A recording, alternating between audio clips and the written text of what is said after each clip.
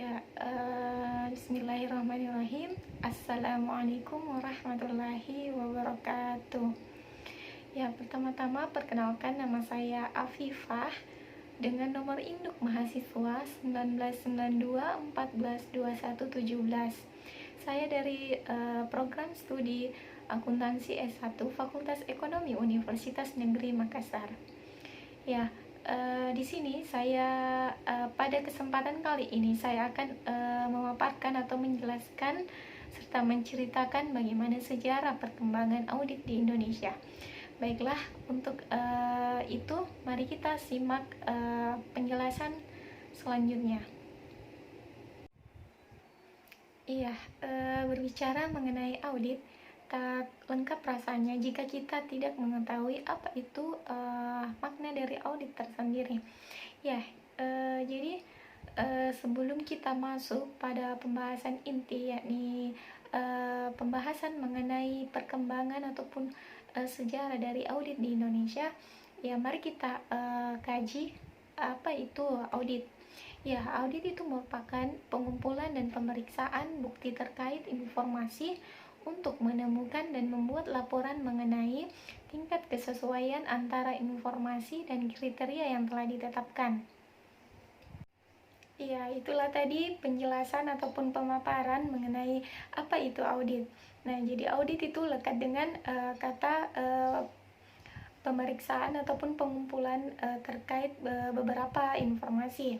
Nah, karena pada kesempatan kali ini kita akan membahas mengenai sejarah perkembangan audit di Indonesia, sejarah perkembangan standar audit di Indonesia, maka kita terlebih dahulu mengetahui apa itu sejarah. Nah, sejarah itu merupakan ilmu yang menyelidiki kejadian-kejadian ataupun peristiwa yang terjadi pada masa lampau.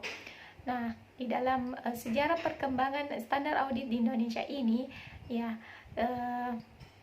maka sama halnya dengan perkembangan ilmu-ilmu terapan lainnya, maka pengetahuan auditing pun tak lepas dari perjalanan sejarah perauditan di dunia pada masa lampau. Nah, bahkan awal mula auditing dimulai sejak abad Mesopotamia, sejak zaman Mesir kuno, Yunani dan Romawi yang telah terjadi praktik pemeriksaan lembaga-lembaga publik. Adapun akuntansi baru dikenal di Indonesia awal tahun 1950-an ketika perindustrian di Indonesia sedang ramai didirikan. Namun, pada masa penjajahan Belanda, Indonesia belum begitu mengenal audit. Nah, hal ini dikarenakan saat itu jumlah perusahaan yang ada masih terbilang sedikit ataupun minoritas. Nah, sehingga pada tahun 1972, Ikatan Akuntan Indonesia berhasil menerbitkan norma pemeriksaan akuntan yang disahkan di dalam Kongres ketiga Ikatan Akuntan Indonesia. Nah, pada tanggal 19 April 1986, norma pemeriksaan akuntan yang telah diteliti dan disempurnakan oleh tim pengesahan dan disahkan oleh pengurus pusat Ikatan Akuntan Indonesia sebagai norma yang berlaku efektif selambat-lambatnya untuk penugasan pemeriksaan atas laporan keuangan yang telah diterima setelah tanggal 31 Desember 1986. Ya, jadi sehingga pada tahun 1992 Ikatan Akuntan Indonesia menerbitkan norma pemeriksaan akuntan edisi revisi yang memasukkan suplemen nomor 1 sampai dengan nomor 12 dan interpretasi nomor 1 sampai dengan nomor 2. Nah, Indonesia pada saat itu mengubah nama Komite Norma Pemeriksaan Akuntan menjadi Dewan Standar Profesional Akuntan Publik. Nah, selama tahun 1999, Dewan melakukan perubahan atas Standar Profesional Akuntan Publik periode 1 Agustus 1994 dan menerbitkannya dalam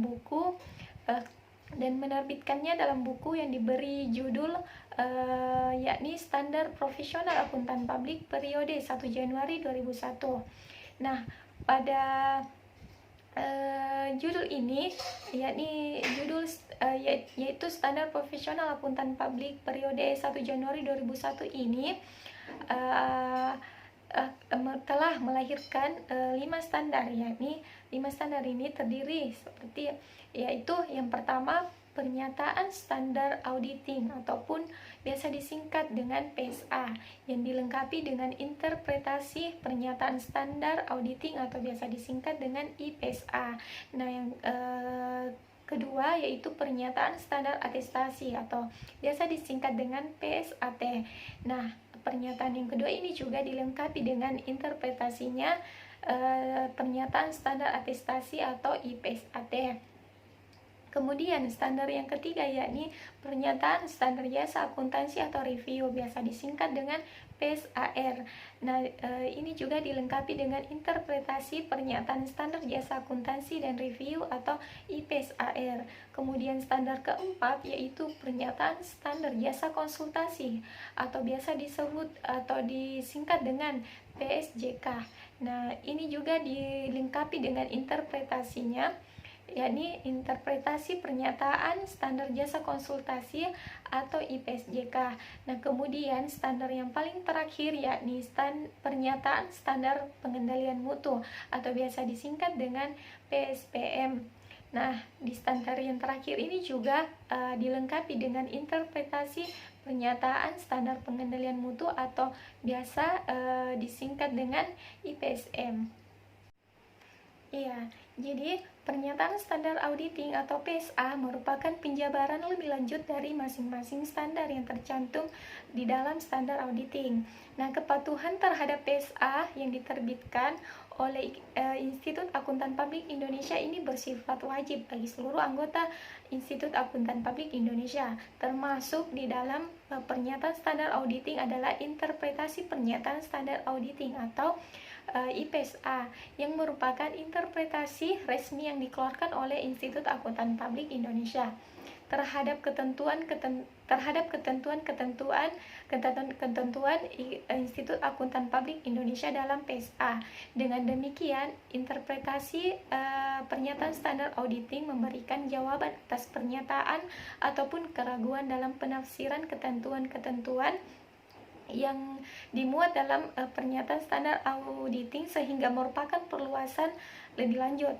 Nah, berikut ini ada 10 standar auditing yang telah ditetapkan ataupun disahkan oleh Institut Akuntan Publik Indonesia.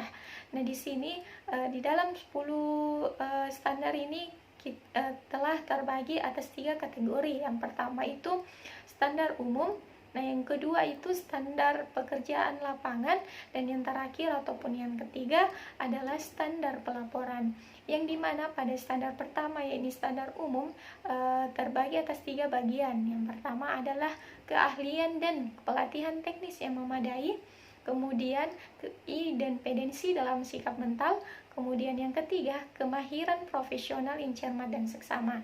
Kemudian pada standar kedua yakni standar pekerjaan lapangan terbagi pula atas 3 bagian.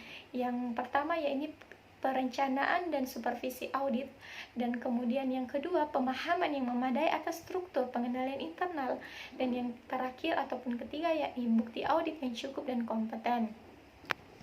Kemudian pada standar terakhir ataupun standar ketiga yakni standar pelaporan, yang dimana pada standar pelaporan ini terbagi atas 4 bagian. Yang pertama yakni pernyataan kesesuaian antara laporan keuangan dengan prinsip akuntansi yang berlaku umum. Nah, yang kedua yakni pernyataan mengenai konsistenan penerapan prinsip akuntansi yang berlaku umum. Nah, yang ketiga yakni pengungkapan informatif dalam laporan keuangan.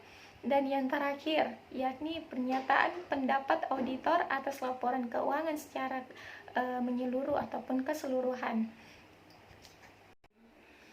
Ya, itulah tadi pemaparan materi dari saya mengenai sejarah perkembangan audit di Indonesia. Ya, kurang dan lebihnya mohon dimaafkan. Saya tutup presentasi kali ini dengan mengucapkan alhamdulillah. Ya, akhirul kalam. Assalamualaikum warahmatullahi wabarakatuh.